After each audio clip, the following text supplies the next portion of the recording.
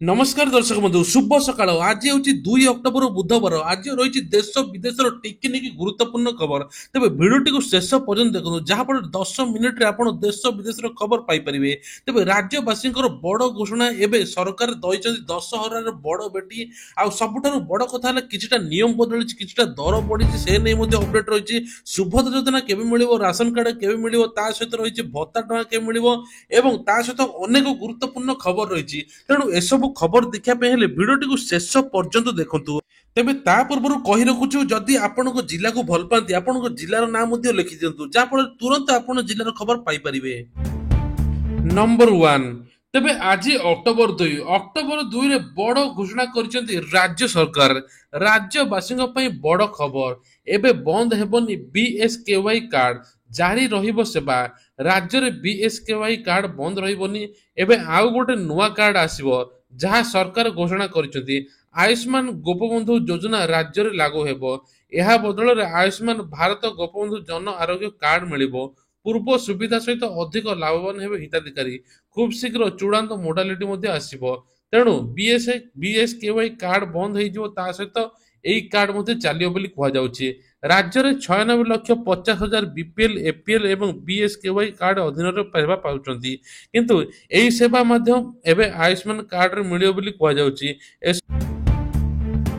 आउ गोटे बड़ खबर राज्य सरकार जोगाइबे ऑनलाइन रे ऑटो और कार सेवा राजधानी भुवनेश्वर कटक पुरीवासी को सुलभ मूल्य रे ऑनलाइन माध्यम रे ऑटो कार सेवा जोगाई देवा पई पदक्षेप नेउचंती राज्य सरकार एने राज्य परिवहन कमिशन अध्यक्षतार एक संपूर्ण बैठक अनुष्ठित होईची एही बैठक रे ऑनलाइन टैक्सिंग संघ ऑटो महासंघ कैब संघ उपस्थित थिले यात्री को सुविधा को दृष्टि रखी भड़ा और सुरक्षा संपर्कित चर्चा होता राति 10टा पर अनेक समय ऑनलाइन ऑटो कार चालक बुकिंग रद्द कर दियंती एही परिस्थिति लोक किभली साहाय्य करेंगे किभली लोक ठीक जगह पहुंचेबे से नहीं सरकार घोषणा करथिले चलतो नेक्स्ट खबर पर नजर पकाइबा प्रधानमंत्री आवास योजना को नहीं बड़ घोषणा कले मंत्री तेबे मंत्री कहते बापा पुओ भिन्न अलग परिवार रही मिलिबो घर तेबे योग्य हिताधिकारी को 6 मास भीतर कार्यादेश देव भाजपा सरकार एही प्रक्रिया 20 ରୁ 22 लाख हिताधिकारी मानकु घर मिलिबो हिताधिकारी चयन त्रुटि रहिले अधिकारी ऊपर कार्यानुष्ठान नियोजित बोली मंत्री मध्य कहते अनेक योजना देशर नागरिक भारत सरकार द्वारा परिचालित आ देशर कोटी कोटी लोक हिताधिकारी अच्छा जहाँ घर मध्य मिल भत्ता टंका नहीं बड़ अपडेट जदि आपण माने भत्ता टंका पाइना तुरंत ई केवाईसी कर दियंतु कुआ जाउछि जे 60 ରୁ 80 वर्ष समस्त को मिलिबो 1000 टंका और 80 वर्ष रो अधिक रे 3500 टंका मिलिबो एई मास शेष सुधा मिलि जिवो बोली कुआ जाउछि किछि लोक अभियोग प्रकाश जाई पचारथिले भत्ता टंका केबे मिलिबो किंतु मुख्यमंत्री सेठी किछि कहि नथिले काहे कि ना योजना पर योजना चलछि शुभ योजना चलछि एवं आहुरी किछि योजना मध्ये आगु आसीबाकू जाउछि तेणुक भत्ता टंका उपर आलोचना करथिले एथर सरकार भत्ता टंका उपर आलोचना करी कहछि खूब जल्दी भत्ता टंका समस्त को मिलिबो राशन कार्ड धारी बड़ खुशी खबर दशहरा बेटी सरकार कहते राशन कार्ड रे 9 प्रकार जिनस मिल जहाँ आपण मान खुशी खबर तेबे राशन रे प्रथम मिलुला चाउल एबे गहम आड कले ता सहित आहुरी 9टी जिनिस आड हेबो डाली तेल लुण ठू मसला ठू आरंभ कर सबकि आड हेबो जहाँ फल गोटे परिवार सबकि नहीं चली पारिबो निज खाई स्वावलम्बी हो पार राशन कार्ड धारक मैंने केउ केउ मागणा जिनस पाइबे चलतु जानिबा तेबे राशन कार्ड एबे 90 कोटी लोक उपकृत होउचंती सेथिरे मागणा चाउल मध्ये जोगाई दिया जाउची तेबे कुहा जाउची जे 9टी जिनिस जरूरी जिनिस मिलियो बोली कुहा जाउची तेबे एबे नै कि एबे गहम डाली चना चीनी लुण सोरिष तेल अटा सोयाबीन मसला आदि मिलियो बोली कुहा जाउची चाषी बड़ खुशी खबर दशहरा भेटी चाषी शनिवार दिन आकाउंट को आसीबो पीएम किसान टंका आसंता अक्टोबर 5 तारिख में चाषी को मिल पीएम किसान रो 18तम किस्ती एने मुख्यमंत्री घोषणा करिसंती 9,50,00,000 चाषी को 18तम किस्ती जीव जहाँ फल 20,000 कोटी टंकार आर्थिक सहायता करिवे ପ୍ରଧାନମନ୍ତ୍ରୀ ନରେନ୍ଦ୍ର ମୋଦି। ତେବେ କୁହାଯାଉଛି ଯେ ଏବେ ଚାଷୀମାନଙ୍କୁ ଇ-କେୱାଇସି କରିବାକୁ ପଡ଼ିବ। ଯେଉଁ ଚାଷୀଙ୍କର ଟଙ୍କା ନ ଆସିବ ତା ପୂର୍ବରୁ ଆପଣମାନଙ୍କୁ ଇ-କେୱାଇସି କରିଦେବାକୁ ପଡ଼ିବ। ଯାହାଫଳରେ ଆପଣଙ୍କର କୌଣସି ପ୍ରୋବ୍ଲେମ୍ ହେବ ନାହିଁ। ଚାଷୀଙ୍କ ଆୟକୁ ବଢ଼ାଇବା ପାଇଁ ସରକାର ଅନେକ ପ୍ରକାର ଯୋଜନା ଆରମ୍ଭ କରିଛନ୍ତି।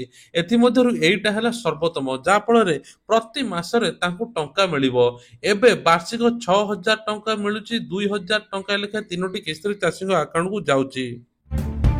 ଆସିଲା ଆଉ ଗୋଟେ ବଡ ଖବର, ଶ୍ରୀମନ୍ଦିର ରୋଷେଇରେ ଲୁହା କଡ଼େଇ ବ୍ୟବହାର ଆଉ ପାଳିଆ ସେବକକୁ ନିଲମ୍ବିତ ମଧ୍ୟ କରାଗଲା।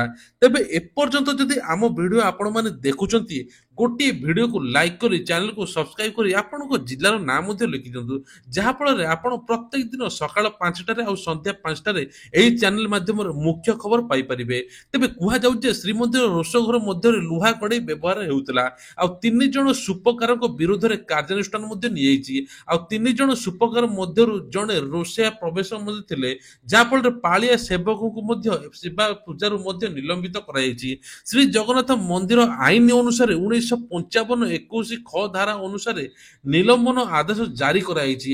ମହାପ୍ରଭୁଙ୍କ ସେବା ପୂଜାରେ କୌଣସି ପରମ୍ପରା ବହିର୍ଭୂତ କାର୍ଯ୍ୟ ବିଶୃଙ୍ଖଳା ବରଦାସ୍ତ କରିବ ନାହିଁ ବୋଲି ମୁଖ୍ୟ ପ୍ରଶାସକ ଅରବିନ୍ଦ ପାଢ଼ୀ କହିଛନ୍ତି। ଚାଲନ୍ତୁ ନେକ୍ସଟ ଖବର ଉପରେ ନଜର ପକାଇବା। ଏବେ ଆଉ ଗୋଟେ ବଡ ଖବର, ସବୁ କିଛି ଛାରକାର ହୋଇଗଲା, 192ରେ ଛଇଁଲା ମୃତ୍ୟୁ ସଂଖ୍ୟା। ଲଗାତାର ବର୍ଷା ହେବା ଫଳରେ ବେହାଲ ହୋଇପଡିଛି ନେପାଳ। ଗତ 24 ଘଣ୍ଟା ମଧ୍ୟରେ ଦେଶର ଅନେକ ସ୍ଥାନରେ ଲଗାତାର ବର୍ଷା କାରଣରୁ ବନ୍ୟା ଏବଂ ଭୂସ୍ଖଳନ ପରିସ୍ଥିତି ହୋଇଛି, ଫଳରେ ଧନ ଜୀବନ ନଷ୍ଟ ହୋଇଛି। ଲଗାତାର ବର୍ଷା ଜନିତ ବନ୍ୟା ଭୂସ୍ଖଳନ ଯୋଗୁଁ 192 ଜଣଙ୍କର ମୃତ୍ୟୁ ହୋଇଛି। ଆଉ ଏବେ କୁହାଯାଉଛି ଯେ ପାଖାପାଖି 226 ଘର ବନ୍ୟାରେ ଜଳମଗ୍ନ ହୋଇ ରହିଛି। ପାଖାପାଖି 4,500 ଲୋକ ସୁରକ୍ଷିତ ସ୍ଥାନରେ ଉଦ୍ଧାର କରାଯାଇଥିବା ବେଳେ ପ୍ରଭାବିତ ମାନଙ୍କୁ ମାଗଣା ମଧ୍ୟ ଖାଦ୍ୟ ଯୋଗାଇ ଦିଆଯାଉଛି। ତେବେ ଆହୁରି ମଧ୍ୟ କୁହାଯାଉଛି 10,000 ଲୋକ ନିଖୋଜ ଥିବା ବେଳେ କାଠମାଣ୍ଡୁ ଉପତ୍ୟକାରେ 16 ଜଣ ନିଖୋଜ ଥିବା ନେଇ ସୂଚନା ଦେଇଛନ୍ତି ଗୃହ ମନ୍ତ୍ରାଳୟ।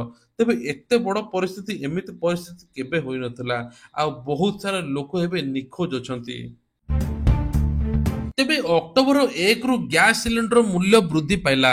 କୁହାଯାଉଛି ଯେ 20ରୁ 25 ଟଙ୍କା ଗ୍ୟାସ୍ ସିଲିଣ୍ଡର ମୂଲ୍ୟ ବୃଦ୍ଧି ପାଇଛି। କମର୍ସିଆଲ ଗ୍ୟାସ୍ 48 ଟଙ୍କା 50 ପଇସା ବୃଦ୍ଧି ପାଇଛି। ତେଣୁ ଏହା ଜନସାଧାରଣଙ୍କ ଉପରେ ସିଧା ଆଟାକ କରିପାରେ ବୋଲି କୁହାଯାଉଛି। ସାଧାରଣ ଜନସାଧାରଣଙ୍କ ଉପରେ ଏବେ ସବୁ ପରିବାଠୁ ଆରମ୍ଭ କରି ଗ୍ୟାସ୍ ସିଲିଣ୍ଡର ଆରମ୍ଭ କରି ତେଲ, ଲୁଣ, ଡାଲି ସବୁ କିଛି ବଢିଯାଇଛି, ଯାହାଫଳରେ ଗରିବ ଲୋକ ଜଣେ ଏସବୁ କିଣିବା ଖାଇବା ବହୁତ କଷ୍ଟ, 10 ଥର ଭାବିବା ପାଇଁ ପଡୁଛି। ସେପଟେ ସୁଭଦ୍ରା ଟଙ୍କା ମିଳିଯାଉଛି ଆଉ ଏପଟେ ସବୁ ରେଟ୍ ବଢି ଯାଉଛି। ଲୋକେ ଖାଇବେ କେମିତି? ଲୋକଙ୍କ ମୁଣ୍ଡରେ ଏବେ ଚିନ୍ତା। ଗ୍ୟାସ୍ 49 ଟଙ୍କା ବଢିଲାଣି, ତେଲ ଲୁଣ 25-60 ଟଙ୍କା ବଢିଲାଣି, ଏନେଇ ପନିପରିବା ମଧ୍ୟ 70ରୁ 80 ଟଙ୍କା ହେଲାଣି। ତେବେ ଗ୍ରାହକଙ୍କ ମନରେ ପଶିଛି ଦ୍ୱନ୍ଦ୍ୱ, କଣ କରିବେ? ଏତେ ସବୁ ମହଙ୍ଗା ମାଡରେ କେମିତି ପୂଜା ଛୁଟିରେ ବିତାଇବେ ଦିନ? ତେବେ ଆଉ ଗୋଟେ ବଡ ଖବର, ବର୍ଷାରେ ଭିଜିବ ପାର୍ବଣ। ଅକ୍ଟୋବରରେ ପୁଣି ସୃଷ୍ଟି ହେବ ଆଉ ଏକ ଲଘୁଚାପ। ଏନେଇ ପୂର୍ବାନୁମାନ କରିଛି ଆଞ୍ଚଳିକ ପାଣିପାଗ ବିଭାଗ। ମୌସୁମୀ ସକ୍ରିୟ ଥିଲେ ମଧ୍ୟ ରାଜ୍ୟରେ ପ୍ରବଳରୁ ଅତି ପ୍ରବଳ ବର୍ଷା ହେବ। ତେଣୁ କୁହାଯାଉଛି ଯେ 4 ତାରିଖରୁ 10 ତାରିଖ ପର୍ଯ୍ୟନ୍ତ ପ୍ରବଳରୁ ଅତି ପ୍ରବଳ ବର୍ଷା ହେବ, ଯାହାଫଳରେ ସ୍ୱୟଂ ମା ମଧ୍ୟ ବର୍ଷାରେ ଭିଜିବେ। ଆଉ ଦଶହରାରେ ନେଇକି ସବୁଠୁ ବଡ ସୂଚନା ଯେ ଏବେ 12ଟି ଜିଲ୍ଲାକୁ ୟେଲୋ ୱାର୍ଣ୍ଣିଂ ଜାରି କରାଯାଇଛି। ସମୁଦ୍ରକୁ ମଧ୍ୟ ମତ୍ସ୍ୟଜୀବୀଙ୍କୁ ବାରଣ କରାଯାଇଛି ଆଉ ତଳିଆ ଅଞ୍ଚଳକୁ ମଧ୍ୟ ନଜର ରଖିଛି ଜିଲ୍ଲା ପ୍ରଶାସନ। ତେବେ ଆଉ ଏକ ବଡ ଖବର, ଉତ୍ତରପ୍ରଦେଶରୁ ଆସିଛି ବଡ ଖବର, 39,000 ସରକାରୀ କର୍ମଚାରୀ ପାଇନାହାନ୍ତି ଦରମା। ଆପଣ ଶୁଣିଲେ ଆଶ୍ଚର୍ଯ୍ୟ ହେବେ। ସେମାନଙ୍କୁ କୁହାଯାଇଥିଲା ଯେ ନିଜର ସମ୍ପତ୍ତି ତାଲିକା ପୋର୍ଟାଲରେ ଅପଡେଟ କରିବା ପାଇଁ, କିନ୍ତୁ 39,000 ଲୋକ ଏବେ ନିଜର ସମ୍ପତ୍ତି ତାଲିକା ଅପଡେଟ କରିନାହାନ୍ତି, ଯାହାଫଳରେ ସରକାରୀ ଚାକିରିରେ ମଧ୍ୟ ଦରମା ମିଳିନାହିଁ। ଏ ନେଇକି ଉତ୍ତରପ୍ରଦେଶ ମୁଖ୍ୟମନ୍ତ୍ରୀ ମଧ୍ୟ ନିଜେ ଘୋଷଣା କରିଛନ୍ତି। ତେବେ କୁହାଯାଉଛି 8,27,583 ଜଣ କର୍ମଚାରୀ ଥିବା ବେଳେ ମାତ୍ର 7,88,506 ଜଣ ହିଁ ବିବରଣୀ ପଇଠ କରିଛନ୍ତି। ବାକି 39,000 କରିନାହାନ୍ତି, ଯାହାଫଳରେ ତାଙ୍କୁ ମଧ୍ୟ ଦରମା ଏ ମାସରେ। ତେବେ ଆଉ ଗୋଟେ ବଡ ଖବର, ସୁଭଦ୍ରା ଟଙ୍କା ଆସନ୍ତା 9 ତାରିଖରେ ମିଳିବ। କିନ୍ତୁ ଆଉ ଗୋଟେ ବଡ କଥା ହେଲା, ସୁଭଦ୍ରା ଯୋଜନାରେ ଏବେ ମିଳିବ ବଡ ପୁରସ୍କାର। କାହାକୁ ମିଳିବ? ଦେଖନ୍ତୁ, ଉପମୁଖ୍ୟମନ୍ତ୍ରୀ ପ୍ରଭାତୀ ପରିଡା କହିଛନ୍ତି ଯେ ସୁଭଦ୍ରା ଯୋଜନାରେ ଯିଏ କୋଟିଏ ଛୁଇଁବେ ତାଙ୍କୁ ବଡ ପୁରସ୍କାର ମିଳିବ। ତେଣୁ ଆଗାମୀ 9 ତାରିଖରେ 40 ଲକ୍ଷ ମହିଳାଙ୍କୁ ସୁଭଦ୍ରା ଟଙ୍କା ମିଳୁଛି। ତା ସହିତ କୋଟିଏ ଲୋକଙ୍କୁ ଟୋଟାଲ ମିଳିବ ବୋଲି କୁହାଯାଉଛି। ଆଗରୁ ମିଳିଥିଲା 25 ଲକ୍ଷ 11 ଜଣଙ୍କୁ, ଏବେ ମିଳିବ 40 ଲକ୍ଷ ଜଣଙ୍କୁ। ବାକି ଯୋଉମାନେ ରହିବେ ସମସ୍ତଙ୍କୁ ମିଳିବ ବୋଲି କୁହାଯାଉଛି। ଆଉ କୋଟିଏରେ ଯିଏ ପହଞ୍ଚିବେ ତାଙ୍କୁ ସବୁଠାରୁ ବଡ଼ ପୁରସ୍କାର ମିଳିବ ବୋଲି ଉପମୁଖ୍ୟମନ୍ତ୍ରୀ ପ୍ରଭାତୀ ପରିଡ଼ା କହିଛନ୍ତି।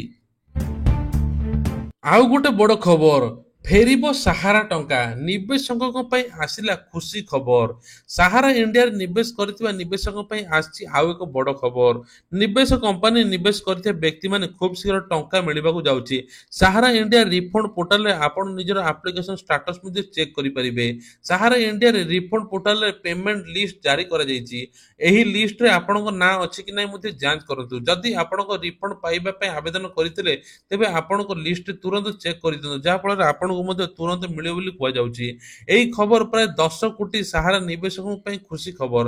ଖୁବ୍ ଶୀଘ୍ର ସେମାନଙ୍କ ଆକାଉଣ୍ଟକୁ ଟଙ୍କା ଯିବ ଆଉ ସେମାନେ ତାଙ୍କ ଟଙ୍କା ପାଇବେ ବୋଲି କୁହାଯାଉଛି। ତେବେ ଆଉ ଗୋଟେ ବଡ଼ ଖବର, ଗାନ୍ଧୀ ଜୟନ୍ତୀରେ ଓଡ଼ିଶାକୁ ବଡ଼ ଭେଟି ଦେବେ ମୋଦି। ପିଏମ୍ ଜନଧନ ଯୋଜନାରେ 147 କିଲୋମିଟର ପର୍ଯ୍ୟନ୍ତ ଶିଳାନ୍ୟାସ କରିବେ। ତେବେ କୁହାଯାଉଛି ଯେ ଏବେ 2024ରେ ଝାଡ଼ଖଣ୍ଡର ବଜାରୀ ଭାଗରେ 2ଟା ବେଳେ 83,300 କୋଟି ଟଙ୍କାର ବିଭିନ୍ନ ପ୍ରକଳ୍ପ ଶିଳାନ୍ୟାସ କରିବେ। ତା ସହିତ ମଧ୍ୟ 79,150 କୋଟି ଟଙ୍କାର ଧରତୀ ଆବ ଜନଜାତୀୟ ଗ୍ରାମ ଉତ୍ସର୍ଗରେ ଶୁଭାରମ୍ଭ କରିବେ। ତା ସହିତ ମଧ୍ୟ 247 ବ୍ଲକର 63,000 ଗ୍ରାମରେ ଥିବା 5 କୋଟିର ଅଧିକ ଜନଜାତି ଲୋକଙ୍କୁ ଫାଇଦା ଦେବେ। ସ୍ୱାସ୍ଥ୍ୟ, ଶିକ୍ଷା, ଜୀବିକା କ୍ଷେତ୍ରରେ ମଧ୍ୟ ଆହୁରି ଦୁର୍ବଳତାକୁ ହଟାଇବେ ଏବଂ 25ଟି ଯୋଜନା ମଧ୍ୟ କାର୍ଯ୍ୟକାରୀ କରିବେ ବୋଲି କୁହାଯାଉଛି। ତେବେ ଜନଧନ ଯୋଜନାରେ ସବୁ ଟଙ୍କା ମିଳିବ ବୋଲି କୁହାଯାଉଛି।